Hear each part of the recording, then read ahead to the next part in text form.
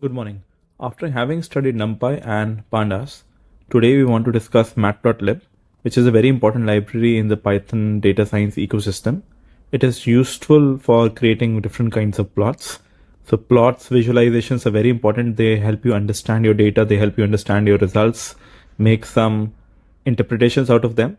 Very often in your scientific papers, you might see some useful plots, which are used to convey different kinds of meaning from which has to be derived from the paper, from their experiments, etc. The Matplotlib website has some very good documentation, and specifically I would recommend that you often go through the cheat sheets and the handouts on their website. So they are very convenient, very small, one-page kind of documentation which you can often refer to while trying to understand Matplotlib. All right.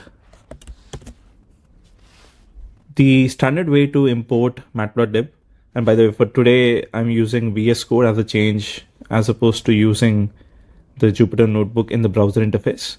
So we typically import matplotlib.pyplot as PLT, import pandas as PD and numpy as NP, and I've shown this line earlier also. This is useful for making high resolution plots. This will ensure that the plots appear very sharp. For the purposes of today's lecture, I will be using this particular dataset, which is about car types, their engines, their different attributes, so that we can then understand and visualize certain properties.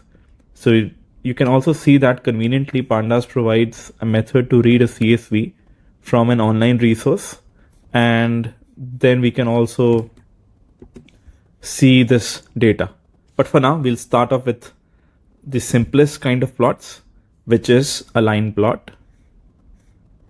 So we'll be creating a sine wave. Now we have already seen this in the NumPy lecture. We can create a variable x, which is an array, which is going from 0 to 10. And there are 100 elements in this. So it will automatically figure out the spacing between 0 and 10. Then you create another array, which is NumPy array, which is y, which is containing the sign of each and every individual element in x. Now, for the Matplotlib part, we will see this line repeated very often. Fig, axis equal to plt.subplots. For now, let's just look at this line. Let's assume this is the syntax you need to start off with. And gradually we'll pass more arguments to this function to see what is fig, what is axis, and we'll understand the entire syntax.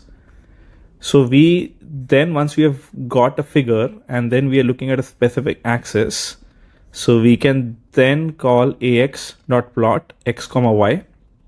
This is the simplest kind of a syntax for creating the xy plot. The x values and the y values are plotted like this. Y as a function of x is plotted. And then we call plt.show to create this figure. Now in the context of Jupyter Notebooks and in the context of VS Code running Jupyter Notebooks, we don't really need this line plt.show. We will still be able to show because the plots are made in line. You can see that the sine wave is drawn. You can also notice that this figure doesn't look very useful at this point of time, as in it's missing out a few components. I don't really know what the x-axis is denoting, what the y-axis is denoting, what this particular function is, or what this plot is trying to show me. So therefore, we typically want to add more information to the graph, which is adding things like the label, the title, and sometimes we want to add the grid. So we previously did this function call ax.plot x, y. After that, I can call ax.setTitle. It will take a look at this specific axis object, add a title object to it. So this is where the title appears, sine wave basic plot. We often want to add often add the x label and the y label. So the y label will appear on the y-axis as amplitude, and the x label will appear on the x-axis. And we set the ax.grid to be true. By default, it is false. This puts this grid line object. Sometimes this is useful for us to contextualize the different points in this graph. Now, I have already shown you some simple plots in Pandas. I wanted to show you that you could have also done these things in few lines of code in Pandas. So I'll create the sine series object, which is pd.series y, index equal to x, and name equal to amplitude. So if I just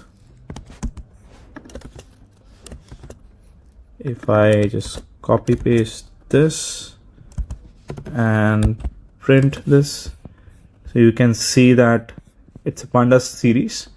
And now I can just call the plot method on it, pass in the title in the plot function itself, pass in the x label, pass in the y label, set the grid to true.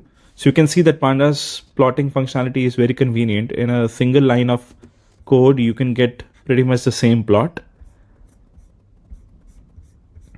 So I would often recommend, I often end up using pandas very often just for the plotting functionality. I see it as a very convenient wrapper around the plain Matplotlib plotting. So we saw that we had this fig, axis objects. Now let's see what does it mean to have multiple axes, why might we need multiple axes, and so on. But before that, can we, in this case, we were plotting a sine wave. Can we plot a sine wave and let's say a cosine wave, a sine wave or a tangent wave, cotangent wave? Can we plot multiple waves on the same axis? It turns out we can. So we had x equal to this numpy.linspace between 0 to 10, numbers between that. I have my y1, which is a numpy array showing the sine, and y2 is a numpy array corresponding to the cosine values of x. Now, like previously, I do ax.plot x, y1. I am now also mentioning something known as the label. Let me first show you the end product and then we'll come back to the syntax. This is the end product. We are showing the sine and the cosine waves, and we are putting these labels corresponding to the different colors, and we have the x label and the y label as we had seen earlier. The importance of the color is to distinguish, and the legend is to be able to distinguish between these two different plots made on the same figure, same axis. The way we plotted was, we plotted x, y, y1 in this case, we added a label and then we gave a color. Similarly for cosine, we plotted x, y2, we gave a label cosine of x and then we gave the color. As before, we added the title, the x label, the y label. We also added this legend. This legend will show the different things we have plotted for which we have given the labels. So the legend will show the different lines or the different objects that we have plotted, and corresponding to them, it shows the label that we had given to them. And the location also we are giving for the legend is it in the upper right. Now, there are different places where you can put the legend. You can put it in the upper left and the bottom left, bottom right, so on. You can read more into the documentation to understand about it. We could have also given the title for the legend. Let's say this is functions. And now you can see that it tells us this is the functions. We have two functions.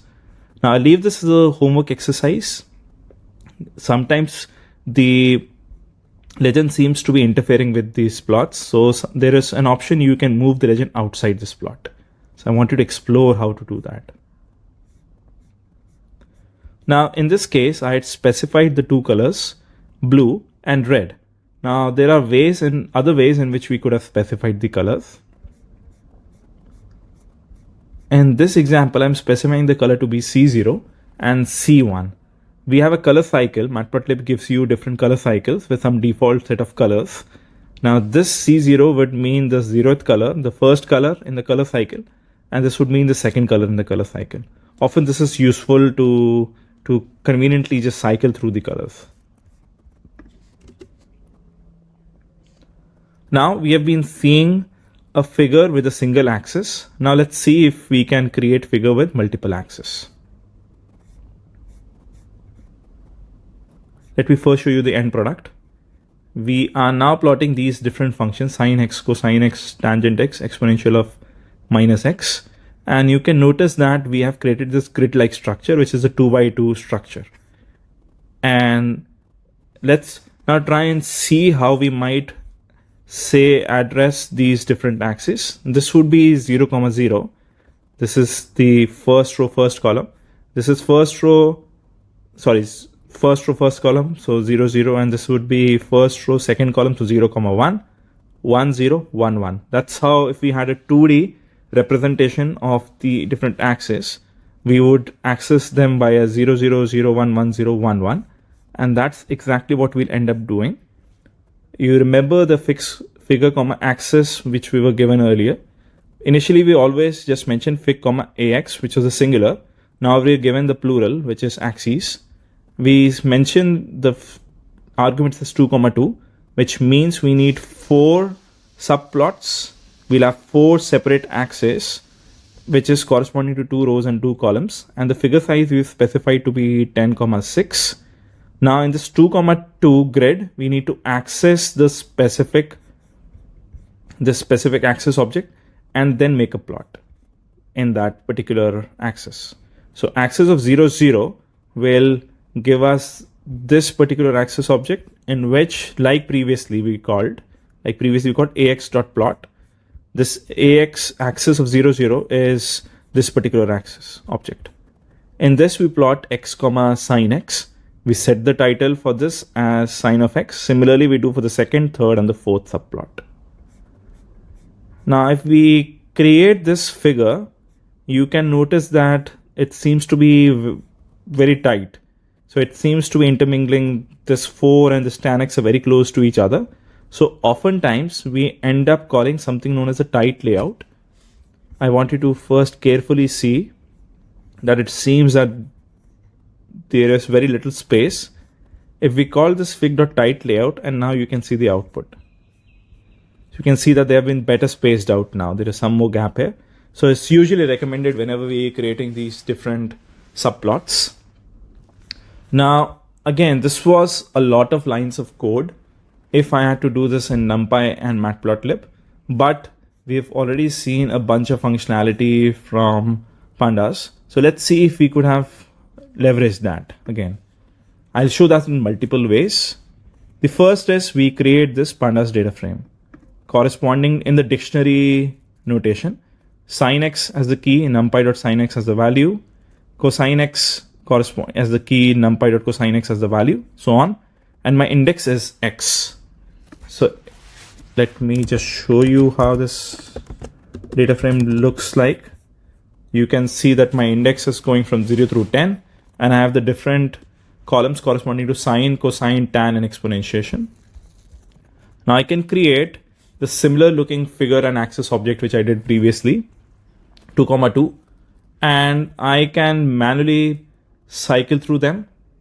df, I plot the first column. So this is using series.plot notation. df.plot, I specify the axis in which I want the plot to be made. I specify the color, I specify the title. So we could do this and we'll get the plot like before. We can again call out the fig.tight layout to ensure that the plots are a little easier on the eye. You can see that the tight layout has taken its effect, but we could have been smarter using fig.axis equal to p.subplots, and I am now just calling df.plot subplots equal to true. Now df is the entire data frame. I specify the axis, which is 2 comma 2. I specify the titles and I give legend equal to false. If I do this, then in a single line of code, I am returned with the required figure. So this is very convenient, very handy. Again, showing the kind of functionality which pandas provides, which makes it easier to create such nice graphics quickly. You can again play with this, with the different arguments, see what happens if you give subplots equal to true, see what would happen if you had 5 columns here and you're just giving a subplots of 2 comma 2, see the kind of behavior which we get. Now, whenever we're creating such plots, whenever we have subplots, it is sometimes useful to also have a super title for the entire figure for all the axes. So we could have also created something like, this is the super title, trigonometric functions and exponentiation decay. Sometimes you also want to give a font size which is slightly bigger than the others. So you can now see that the font size is bigger than the regular font sizes which have been given. Now, oftentimes we want to tweak our plots. Let me first show you the end product and then we'll come back to how we did this. In this case, we are plotting the temperature versus the day of the week for 3 different cities. So you can notice that there is a nice little legend whose title is cities. We have 3 different cities shown in different colors. Not only are they shown in different colors, so think of the situation when you are given this plot as a print, as a black and white print. As is the case in many times in research papers, people often read them in black and white prints.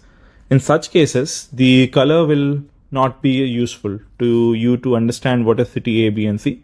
So therefore, you end up creating these different markers, which in this case, triangle, circle, and the square, which can help you then distinguish between the 3 different lines.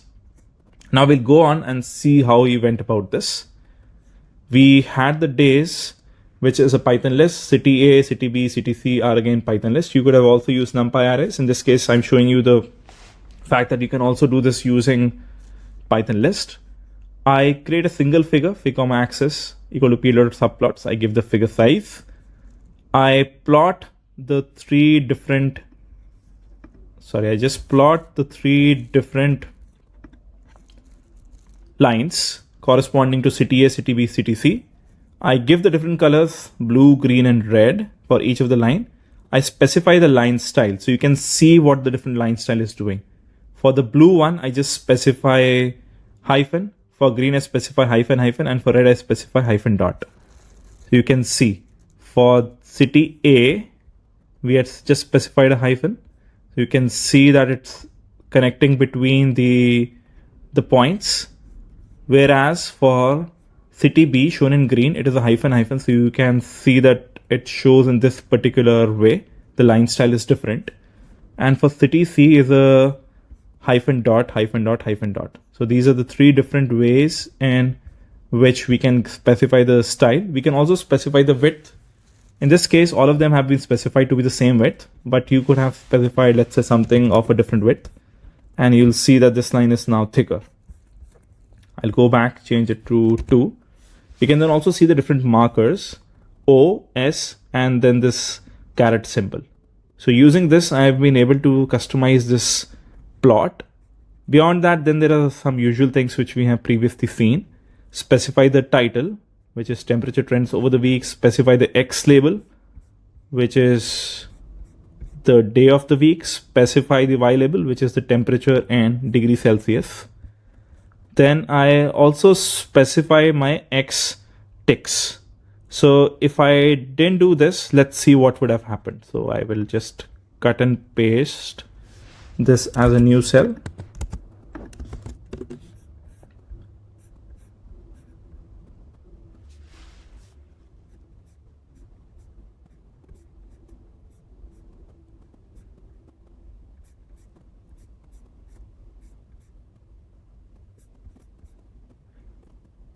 Wait, so let's see this again. We are plotting days versus cities, and we've specified the X label and the Y label.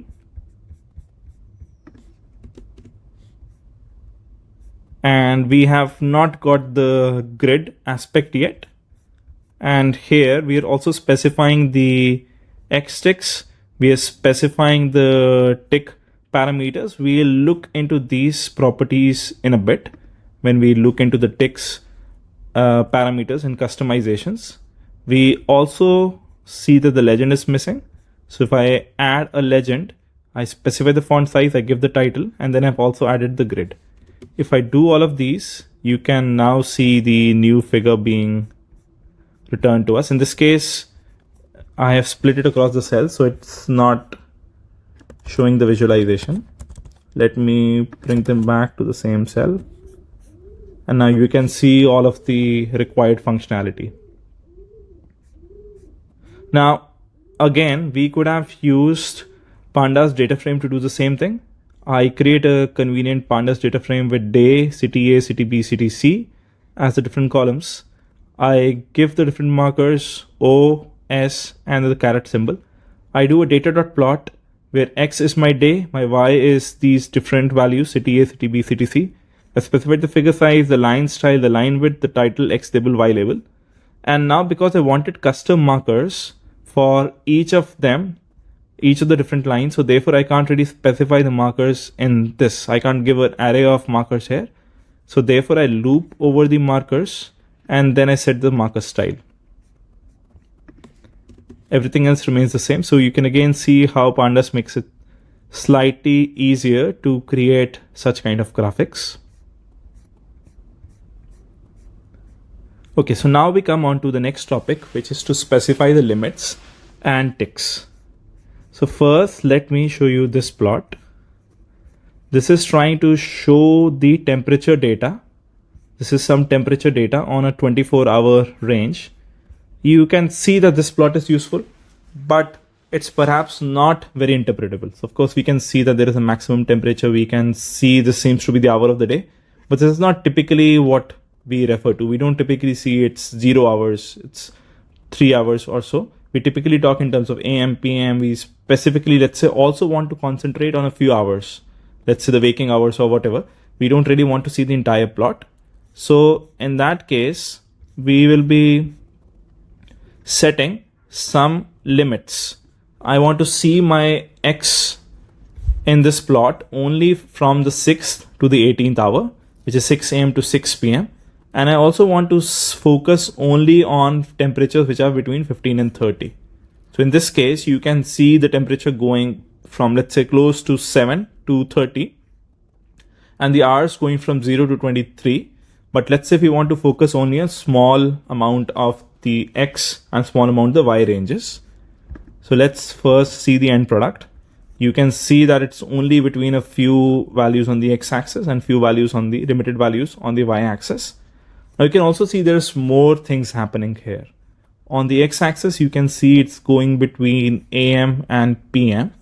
Now we had to do some kind of a customization to enable this. You can notice that we've mentioned the X ticks have been set to numbers from 6 to 18. So 6 to 19 means it goes to 6 to 18 in steps of 2. So we wanted numbers to be 6, 8, 10, so on. We also wanted to set the labels as AM or H minus 12 PM for the H being in range from 6 through 18. And for Y, we just wanted to show the Y ticks. We want to show the Y ticks for every 5 degrees. You can see that it's going from 15, 20, 25, and 30. Now let's see if we were to instead do this at ticks 4. So you can see it's 15, 19, 23, 27. By default, it will pick up some ranges. So if we didn't give this, by default, it's picked up to be, let's say, 2 degrees Celsius. So it automatically has certain heuristics as to what is the default Y, default X. But if we want to specify for our own plotting convenience, we may want to give our own values in this particular way. Similarly, for the X ticks, let's say if we had to instead not give for every second, we would have given every third, every fourth, so on. We have also specified the grid in both the axis, and we have specified the line style of the grid. You can notice that it's not a complete grid. And we have specified the alpha equal to 0.6, which also shows that the grid is made a little bit transparent. So if we give alpha equal to 1 versus alpha equal to 0.1, so you can see that now the grid is very light. So therefore the alpha parameter controls the transparency. We can also use alpha on the plots. So when we're making the plots, we could have also used here alpha equal to 0.3, let's say. Now I can see that the line is itself made a bit transparent. Now very often we want to save the plots. I've seen sometimes students, unfortunately, they take screenshots of the plots they make in Jupyter notebooks, but Matplotlib provides nice convenient functions called .savefig, which has various arguments. You specify the name of the file and the extension .png, .pdf, .svg.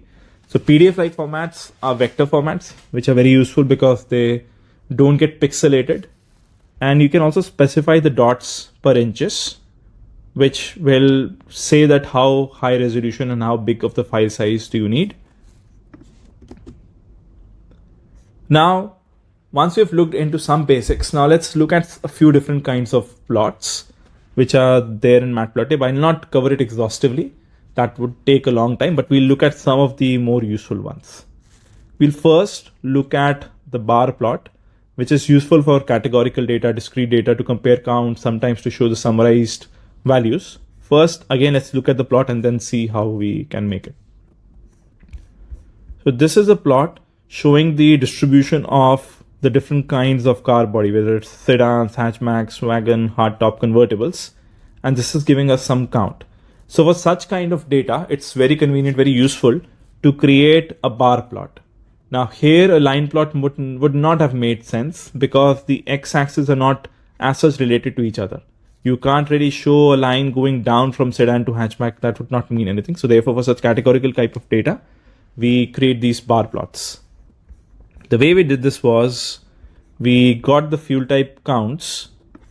Let me show what this variable contains. So if we print this fuel type counts, it's a pandas.series, which you can also access the values, numpy array values from it. And I'm creating this ax.bar, so matplotlib bar plot, where I'm giving in the index, which is sedan, hatchback, wagon, hardtop convertible. I'm giving the values, which is 96, 70, 25, so on and so forth. I'm also giving the bar color, which I just wanted to be a sky blue color. We could have also given multiple colors here if we needed. So we've also specified the bar width. You can modify this and see what happens. We specify the title, X label, Y label. Importantly, we also have to specify the ticks here and the tick labels here. So let's remove some parts of this code and see what would have happened if we didn't give those. Let's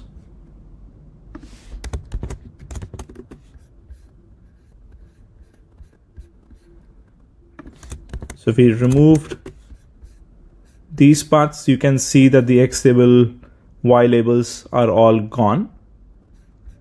And you can also see what would have happened. So we have 5 different colors. So you can experiment this at your own time to try and give different colors here.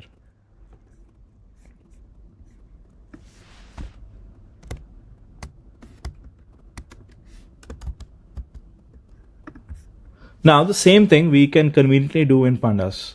We have this fuel type counts. See the fuel type counts for the pandas series. I called a dot plot function on it. With the kind of the plot I want is the bar, color I want to give the sky blue. I give the figure size rotation equal to 0, which means that these labels are rotated by 0 degree. I give the X label, the Y label, and the title. So again, in a single line of code, I can create this nice looking plot in pandas. If we didn't give rotation, the default it will take would be rotated by 90 degrees.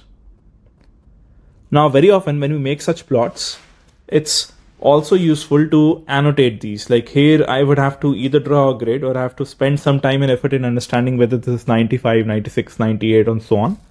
So we can also add various kinds of annotations. Let me again show you the end product. The end product here directly shows you the values which have been put on top of the bar. Now this is done via something known as annotations, specifically text annotations. I'll show you the specific to it. What we do here is we loop over the bar in the bars. So we have these multiple bars, in this case 5. You can see it's an array. Now we loop over them. We get the height of each of the bar, which is, we just get the value, the 95, 96, so on and so forth. We could have also obtained this from the data itself. Then I put a text object where I put it at the X value plus the bar width divided by 2. So if this is my bar width, I divided by 2 so that I can put it in the middle. So you can see that these values have been put in the middle, and I put my text around this as the X value and my Y value plus 1. So Y value was, let's say, 95. So I put it at 90. Sorry, if it was 96, I put it at the place 97. where I'm going from 0 to 100 in the scale. I also put the count value, which the text which I put is the Y value. I've rounded it to 2 places. And I also mentioned the horizontal alignment, the vertical alignment, and the font sizes. And then there are the other things which I'm specifying. We could also do this using pandas. So it's a similar looking function. So therefore I won't go into detail. You can take a look at your own time. I very often end up creating a function for this where I specify the matches objects. The details I'll not go into again for this lecture, but it's very useful to create a function around this so that you can annotate the text around bar plots. Now we look at the second plot, commonly used plot. So we started off with line plots. After that, now we're looking at more different kinds of plots. We've looked at bar, and now we look at the scatter plot, which is often used for examining the relationship between two continuous or multiple continuous variables. In this case, I will again show you the outcome first. We are looking at the different cars, and we are looking at their horsepower versus price. We'd naturally expect cars with more horsepower to be more expensive, and we can see that trend broadly. Now, the way we did this plot was we got the X and the Y, which are NumPy arrays. We create this figure we called ax.scatter between X and Y, and we specify the color, the alpha. We then specify the usual title label, X and Y label. Now, again, this could have been very conveniently done in pandas. We had the data frame. If you remember, the data frame looked like this. In this case, we have the horsepower as one of the, you can see the horsepower, and you can also see the price. So what we're saying is, given this data frame object, I can create a scatter plot which specified the X equal to horsepower, Y equal to price, color equal to alpha equal to 0.7, and I specify the other arguments. Again, it very conveniently gave us the same without having to write these many lines of code. The pie chart is often used to show your respective contribution of some specific segment as a part of the pie. Now, it's not often recommended to be used. You can look it into in different libraries. Also, they often don't recommend using pie charts. The reasons I leave it up to you to study.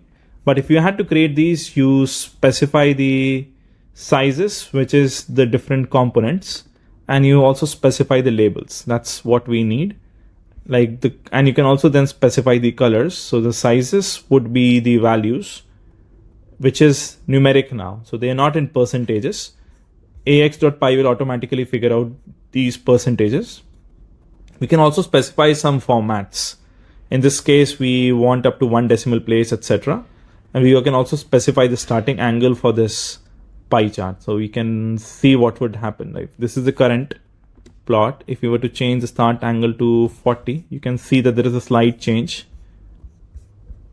You can see that there is a slight change in what we saw. Let me make it 140.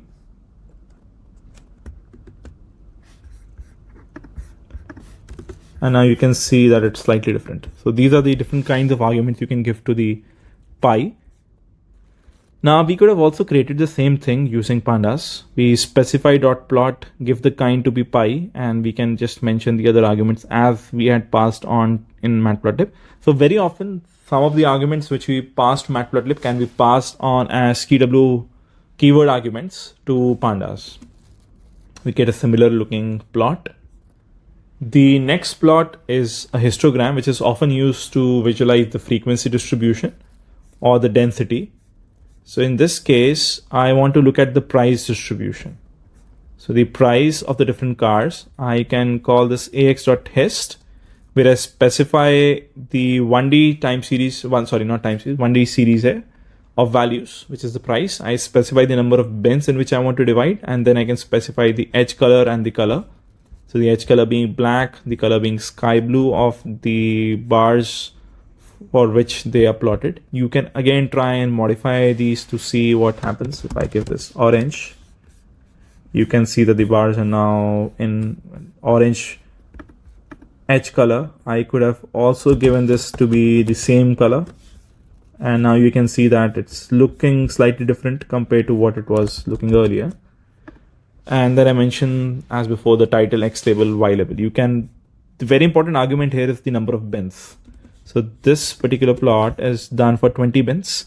Let's see if we were to reduce the number of bins, we would expect that the bars get slightly wider because we've reduced the number of bins, or you could increase the number of bins and see them get thinner. In pandas, you could have done the same thing. Dot plot kind equal to hist. For histogram, specify the number of bins, specify the color, edge color, figure size, title, X label, and Y label. Now, very often we have to do some physical experiments where if we repeat the experiments multiple times, we don't get the same set of observations. We get slightly deviation across the different runs, across the different trials. But these are often represented using what is known as an error bar. Let me again show you the output first. This is showing me I did multiple experiments for estimating the spring constant, whose expected value is 10. And across the different masses, we were trying out these experiments. And when we did multiple experiments, we got a mean and then we got some standard error. So we want to specify this using Matplotlib plots. The way we do this is let's say, had these multiple measurements corresponding to these different masses, 50, 100, 150, 200, 250. And corresponding to them, we got these 10 trials. Across the 10 trials, you can see that the values which I'm getting is slightly different from 10. I'm never getting exactly 10. I'm getting something less than 10, something more than 10 often. I can calculate the means for this, and I can also calculate the standard error of the mean. So once I do this, I can call this error bar function where I specify the masses, specify the X, which is the mass, specify the means. These are the means shown in blue, and then specify the Y error, which is corresponding to the standard error, you can think of it as related to the standard deviation. I can then also specify other things like the cap size, cap thickness, other arguments. And there is another interesting thing which I'm plotting here. Through this H line or a horizontal line I've drawn at Y equal to 10. I don't have to specify the different X around this. What I'm saying is that I want to have a horizontal line which is plotted throughout corresponding to Y equal to 10.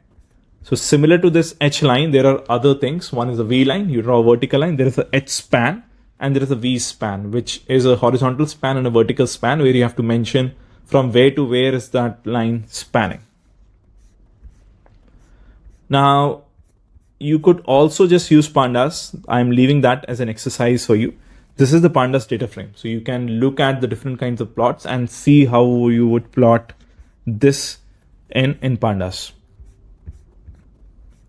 The other very useful kind of a plot is the box plot, which is often used to summarize distributions, highlight the outliers, so that you get a sense of the entire distribution and not just the point estimate. So in this case, I'm directly using dot box plot in pandas, or I could have used data.plot.kind and then kind equal to box. So this is now showing me the price ranges for the different kinds of cars. Now this is showing me the red line is corresponding to the median in each. The median price of a convertible is something between $15,000 and $20,000, so on. So we can see this, and we can also look at what these different bars mean. So this means the 25th percentile of the values. This means the 75th percentile, and these typically denote the 1.5 interquartile range. Now, and you can also see that these points are often points which are outside the interquartile range, 1.5 times the interquartile range. The next thing which we want to see is some scale transformations. So when we were discussing about things like COVID during the pandemic, we said that the spread is exponential. Now, in order to understand exponential, we could look at this growth in this shown in this axis between y-axis and y-axis. So you can see that as the x is increasing, the y is increasing at an exponential rate. Now, very often you also want to plot it, the y or the x axis, on a different scale to understand it better. So in this case, we are plotting the y axis on a logarithmic scale. So you can see that it's going from 10 to the power 0 to 10 to the power 1 to 10 to the power 2, and this is shown to be seems to be in a linear scale. It's 0, 1, 2, but it's shown in a logarithmic scale. So therefore, something which is exponential in the linear scale will appear to be linear in the logarithmic scale. So therefore, this is an important kind of a plot to understand how to change the axis, the scales of the axis. So in this case, we created fig comma axis equal to pt dot subplots, 1 row, 2 columns. We specify the fixed size. In axis 1, I plot the regular with the regular scale. In axis 2, everything else is the same, but I importantly mention ax2 dot set scale to be logarithmic, which will then end up creating this kind of a logarithmic y-axis. Now, beyond this, there are some other very useful functionality which is important from this course, probability statistics data visualization, when we want to visualize different kinds of distributions. Often when we want to visualize them, we want to create them in a 3D, not just look at them in a simple 2D plot. Thus far, the plots we've been looking are simple 2D plots, which are y versus x. Typically, we often want to also look at plots which are z as a function of x and y. Let me first show you the plot, and then we'll come on to see how we created this. So in this case, this is a paraboloid-like structure whose equation is something like z square equal to x square plus y square. This is a very important plot. This is one of the important examples of something known as a convex function, which you'll study in the future courses. Now, you can also see that this looks like a bowl-like structure, which seems to have a single point, least point. In this case, it's corresponding to z equal to 0. So you can see that x and y are varying, and z is the height of the particular values that we are getting. In order to create such plots, we need to have an additional input called the axis 3D to create these 3D plots. We also need to create a grid-like structure. So we create a grid-like structure using something known as mesh grid. So importantly, you can see that if we view these values, you want z to be evaluated for x equal to minus 10, y equal to minus 10, x equal to minus 9.79, y equal to minus 10, x equal to minus 9.59, y equal to minus 10, so on. And then x equal to minus 10, y equal to minus 7.79. So over this 2D grid where x and y are varying, so you can see that this is the value of x's and this is the value of y's. You want to be able to compute z's. And once you do that, then you can call this ax dot plot surface. So importantly, when we are using this here, ax is coming from the 3D projection. And then we call something known as a CMap object, color map attribute, which tells the different values as through the colors. So the higher values are shown in yellowish shades. Lower values in this case are shown in bluish shades. This is known as a Viridis color map. There are different kinds of color maps available. Now, similar to this 3D plot, there is often a 2D plot, which is known as the contour plot, which is very useful for understanding 3D structure. So both of them are now indicating the same kind of visualization. Both of them are indicating the same function, z square equal to y square plus x squared, just that this had to be drawn in 3D, this had to be drawn in the 2D. We can think of this 2D contour plot if you were viewing this 3D plot from the top. So you'll see, if you view this 3D plot from the top, you'll see concentric circles. This is the concentric circles that we are seeing. Another way to think about this is if we make some cuts. So think about making cuts parallel to the XY plane in this, then we'll see these circles, which we can see here. This is showing the value of the function z as a function of x and y, and we can see it through the color. So when x and y are both close to 0, the function z is close to 0. When both x and y are big, my function z takes a larger value. So this x10, y10 would be something like x10, y10. It would be something like we're looking at here, right? So therefore, these kind of 2D contour plots are very useful to try and interpret. Sorry, so x equal to 10 is here and y equal to 10 is here. So we'll be looking at the intersection of these 2 points to try and then see what is this x10, y10. Now, there are other very useful plots such as IM_show, which is useful for plotting image-like data. So previously I had also mentioned data sets like MNIST, which is 28 cross 28 dimensional image objects. Now you can also simulate those. In this case, I have drawn a 10 by 10 image. Typically what we see on our screens are also images of, let's say, some specific resolution, 1920 by 1080. And those are typically in 3 dimensions, red, green, blue. So this is just a very small image which is being shown, which is a 10 cross 10 image. I have this data, which is a 10 cross 10 array. So let's just see this data first. You can see it's a 10 cross 10 array. Oftentimes, whenever I want to visualize such data, I typically want to create them as a pandas data frame. Just makes it easier for me to understand this 2D structure. Now you're plotting this image, which contains 10 rows and 10 columns. And the way I plot this is to call ax.imshow, where I mention the data. I also have to give a CMap. In this case, I'm giving a viridis. I could have also used other color maps, which are like cool, warm, etc. Let's not get into the details of the interpolation scheme for now, but this is just to show you that you can plot different kinds of images using such kind of data. Not necessarily images, any kind of now this specific grid-like structure you can plot using this IM_show. So then I'll finally come on to some customizations and some advanced plotting features. We'll first talk about the markers. First, let's see the outcome.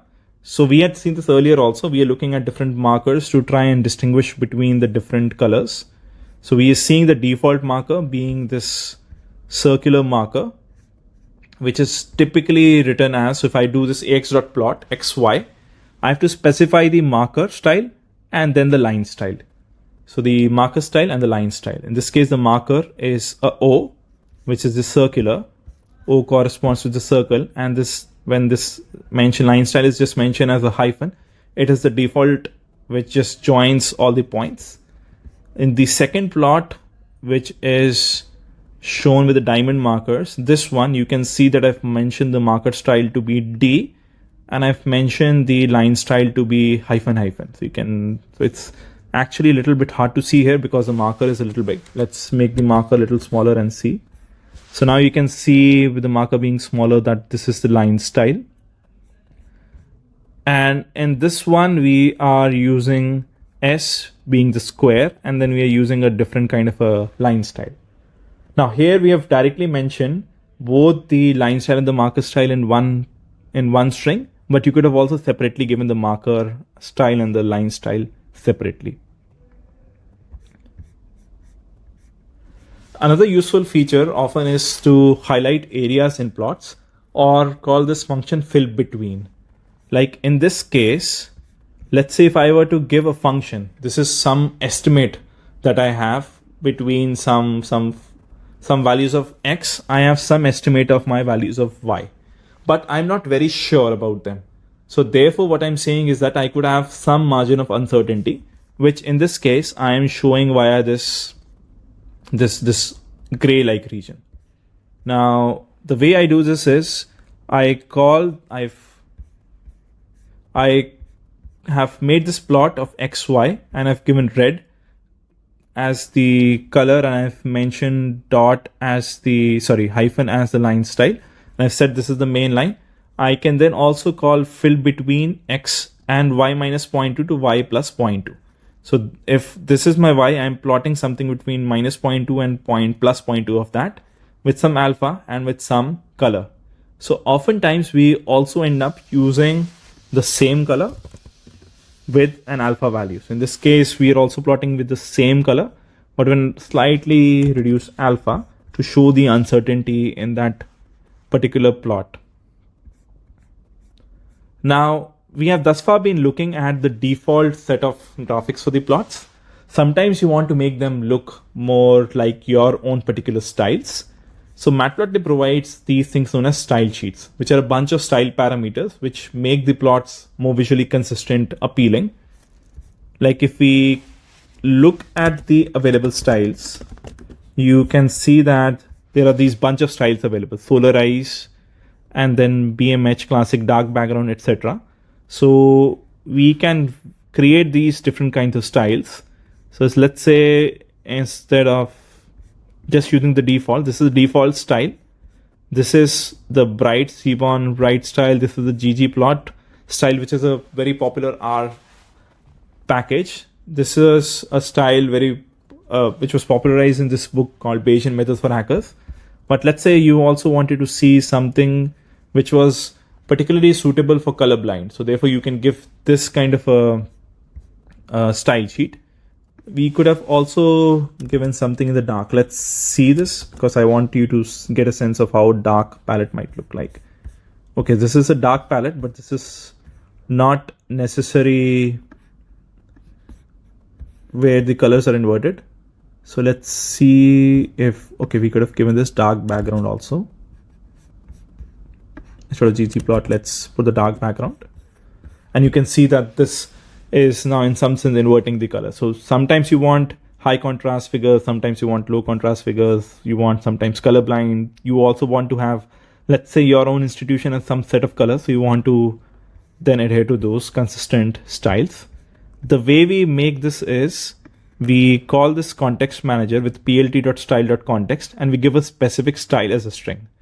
So you could either set this globally or you could set it within a specific context.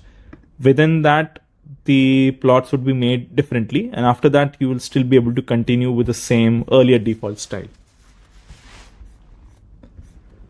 Now, another thing I want to show here is these plots. First, let's look at the output and then we'll go on and look at the inputs. So in this case, you can notice that my ticks, which are $20,000, $40,000, they are with this dollar symbol, which has been separated by the thousands. It's often useful to create these custom formatters. Specifically here also we can see that we have now mentioned the date in a particular format, which seems to be year, month, and day. The way we go about doing this is, so for the first plot, if you notice, we are creating this in a scientific scale. It's going from this E notation, which is the power notation. So we have created this X and Y, and I've made this ax.ax1.plot and set the title. All of those is the usual stuff. I create this formatter object, which is sticker.scalar formatter, and I set it to be the scientific notation. And then I set in the x-axis, the major formatter to be the formatter.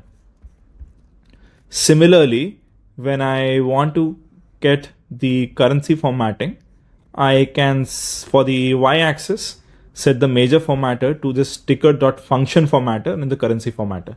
So then it will take any value which had to be put as the values here, and it will pass it through this function, which puts a dollar at the top, and then it does this comma separation. Similarly, for the date time, we can mention this format, which is year, month, and day. So this was to show you the set of capabilities in Matplotlib. I think we've just scratched the surface. There are so many other kinds of things which you can create to create some beautiful graphics in Matplotlib.